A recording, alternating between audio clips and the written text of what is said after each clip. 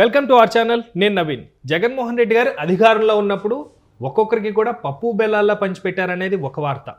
అయితే లడ్డూ కావాలా నాయన అంటూ కూడా కొన్ని డైలాగులు అప్పట్లో విన్నాం. బాగా ఫేమస్ డైలాగ్.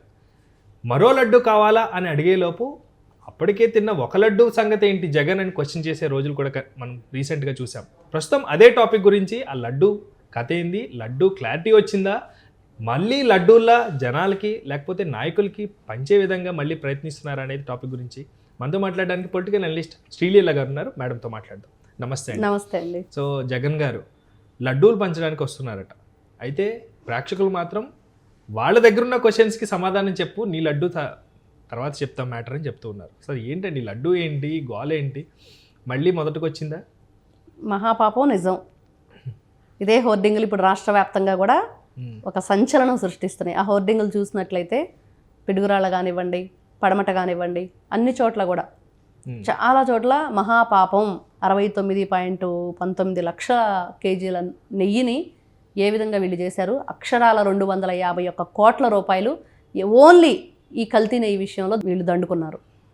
ఇంకా తర్వాత స్వామివారికి బంగారం తాపడం కానివ్వండి, 50 కేజీల బంగారం దాంట్లో కొట్టేశారు.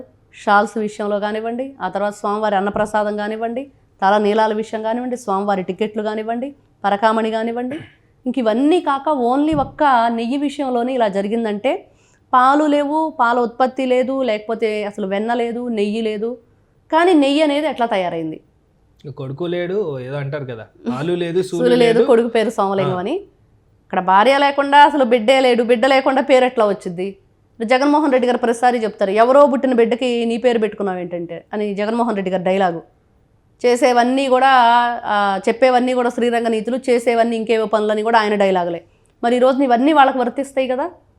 జగన్మోహన్ రెడ్డి గారు ఏదైతే వాళ్ళ సుబ్బారెడ్డి సూపర్ స్వామి, మా సుబ్బారెడ్డి బాబాయ్ అని చెప్పాడు ఒకసారి, మరి ధర్మారెడ్డి, ఆ తర్వాత భూమన కరుణాకర్ రెడ్డి ఈరోజు కూడా ప్రెస్ మీట్ పెట్టి భూమన కరుణాకర్ రెడ్డి నారా చంద్రబాబు నాయుడు గారి గురించి, డిప్యూటీ సీఎం పవన్ కళ్యాణ్ గారి గురించి అనరాని మాటలు, వినకూడని మాటలు మాట్లాడుతున్నాడు.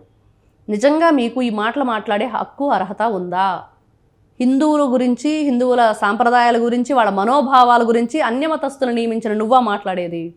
అన్యమతస్తుల ఉద్యోగాల నియామకాలు చేసి కొండ మీద నా మనుషులు 2000 మంది ఉన్నారు పైనని చెప్పి జగన్మోహన్ రెడ్డి చేతిలో కీలు బొమ్మలాగా నువ్వు ఆయన ఆడిచ్చినట్లుగా ఆడుతున్నావు.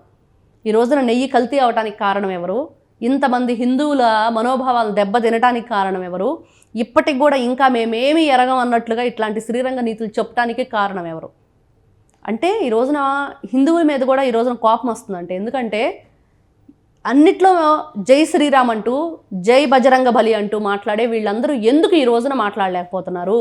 ఎందుకు వీళ్ళని జుట్టు పట్టుకొని రోడ్డు మీదకి ఈడ్చలేకపోతున్నారు? ఎందుకు వీళ్ళని కాలరు పట్టుకొని నిలదీయలేకపోతున్నారు? ఖచ్చితంగా నిలదీయాలి.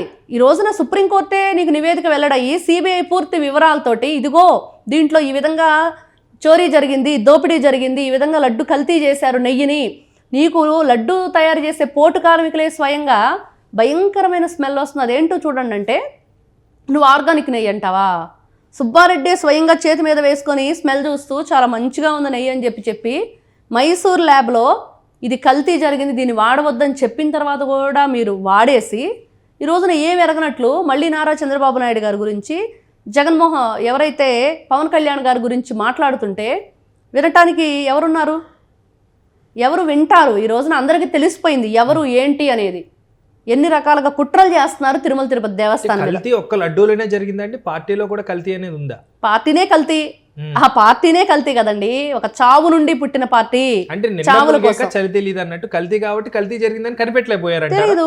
ఇప్పుడు ప్రజలు ఒకటే అడుగుతున్నారు, కొవ్వు కలిసిన మాట వాస్తవం, కొవ్వెక్కిన మాటలు మాట్లాడుతున్న మీరు కొవ్వెక్కిన పనులు చేశారు, మరి ఆ కొవ్వు ఎప్పుడు కరిగించాలి, ఎలా కరిగించాలి?